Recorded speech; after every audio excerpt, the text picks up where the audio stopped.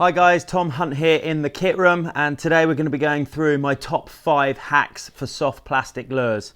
Now, over the last few years, there's obviously been a massive advance in the plastics technology, ranging from everything from sort of subtle, soft latexes through to stiffer, more durable rubbers, all the way up to your sort of Elastexs from Z-Man, which are, I don't even know what they're made out of, but it's quite an incredible material.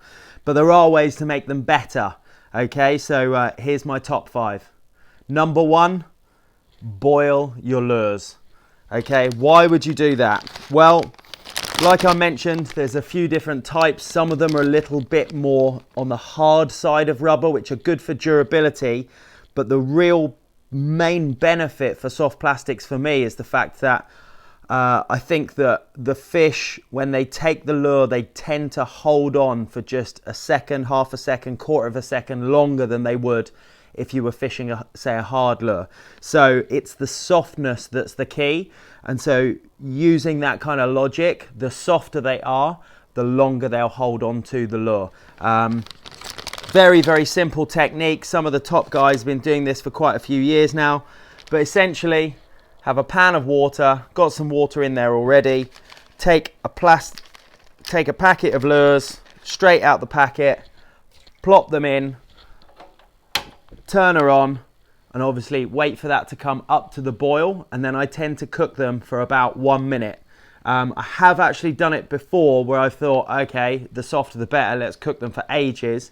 It does somehow kind of change the actual makeup of the rubber, and they tend to twist, the tails twist, and they become a little bit deformed. So bring it up to the boil from a standard room temperature, boil for 1 minute, take them off. You can sieve them off if you want, just let them cool on the side, and you'll notice immediately that the rubber has softened an awful lot. So that's a great tip.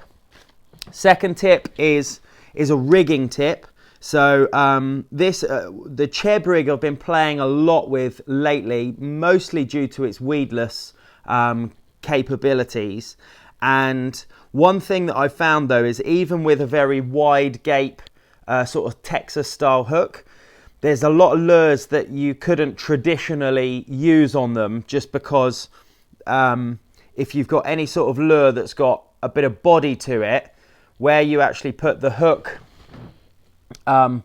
if you were to rig it in a standard sort of way, the body almost takes up the whole gape. So there's very little room to move the lure out of the way to actually expose the hook to get a decent hook hold. So one of the ways that I've been playing with is hooking them sideways. So this is the little gunky G-bump in about 3 inch. You'll notice that it's a hell of a lot deeper than it is wide. So the thinness of it, its profile that way, if you actually hook them sideways, then you get a completely different style of presentation, but mainly it allows you to have enough of the gape that the lure can move out of the way and expose the hook point. So I've just rigged that there. You can obviously see it's a lot thinner, and see this gap at the bottom. That's exactly what I'm looking for, because when the fish comes along, pulls the lure down, that has to be able to come down to expose the hook. So rigging them sideways, it also gives them actually quite an interesting action, which is very different how they would normally fish. They'd obviously normally fish up and down with a little bit of a waggle tail. And I've been experimenting also with sort of the wide gape hooks, but the loaded ones in much bigger sizes for pike. Now, my pet hate with pike is fishing this style, because I just think the hookup ratio is terrible.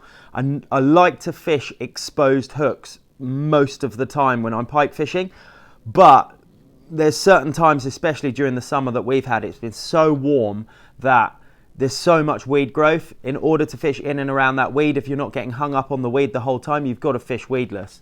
But when you fish with a weighted hook in this kind of setup with a wide gape hook, you'll notice actually that the lure sort of almost wants to swim normal way up. So as you pull it, it tends to come up through the water like that, but then the weighted hook, the weighted belly, pulls it back down. and you get the most amazing action of, you know, your sort of dying, fluttering bait fish type. So you can work the bottom. It works really well when you're working it quite slow, and you get this real amazing sort of like wobbling and flashing. So anything that's kind of got white or blue sides to it, or any color that's got a little bit of silver in it, I find this kind of flashes and flutters, and it just, the drawing power of it is amazing. I've seen them come out of the weeds from 5 meters away in clear water to come and smash baits like this. So that's just a little rigging technique that I've been using of hooking them sideways when you're using sort of wide gape Cheb rigs or Texas style hooks.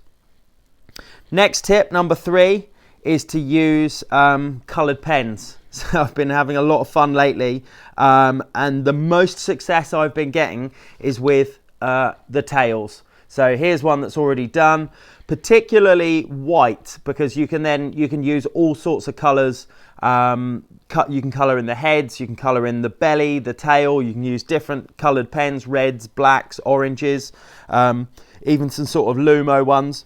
But there's some specialist ones on the market. This one's actually a garlic flavoured one as well.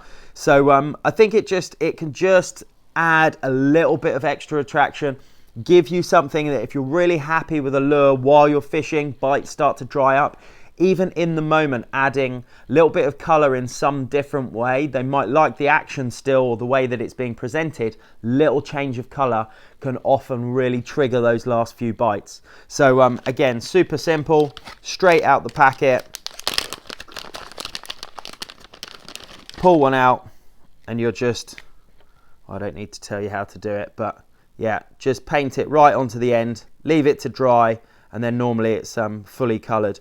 I know I've got a couple of mates that actually almost exclusively buy white lures now and like to kind of colour them themselves. So you've got a huge variety of options available, and it's good fun just to kind of play with it. And sometimes you just come across this wicked colour combo and it just outfishes everything else. So that's definitely a really good tip.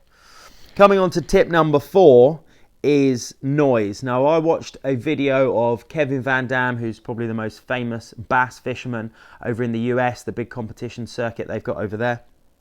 And he said the number one way to start triggering bass again is not color, it's not action, it's noise. If you're in a swim, like I was just saying, you've caught a few fish and you know that there's more down there, the number one way to try and trigger them back on is using rattles or sound.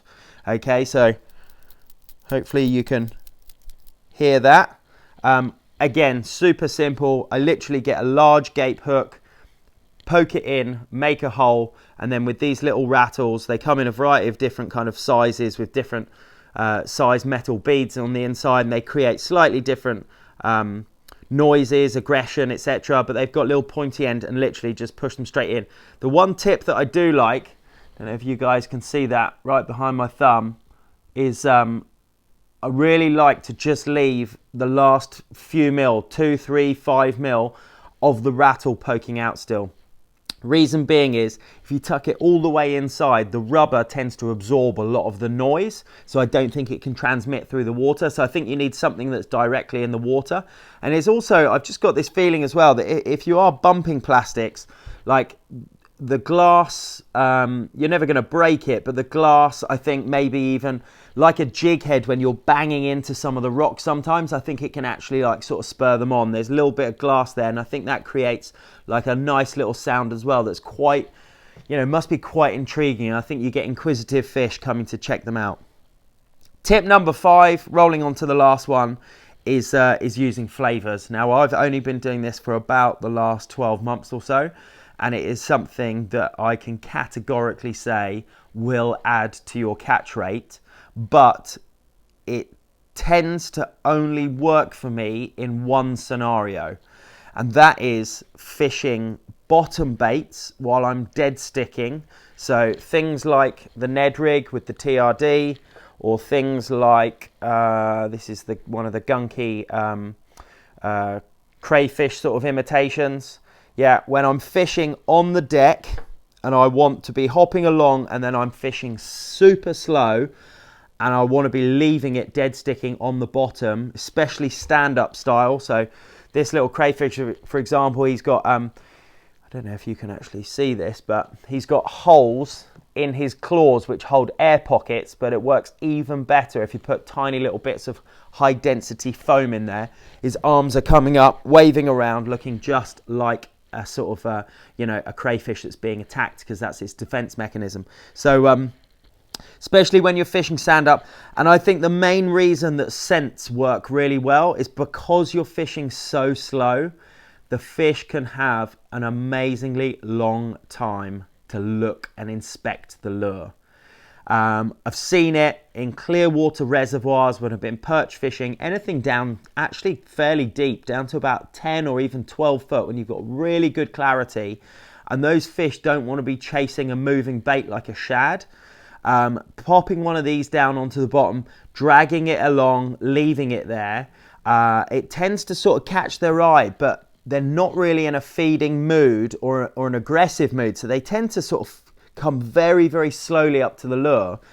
But when they decide that they want to hit it, they will just open their mouth and it will suck straight in. But I think the decision process that they go through just before that happens is they get so long to inspect the lure. I think it's got to have some sort of natural scent or flavour to it. The ones that I use are Ilex, so I use the shrimp and the crayfish most.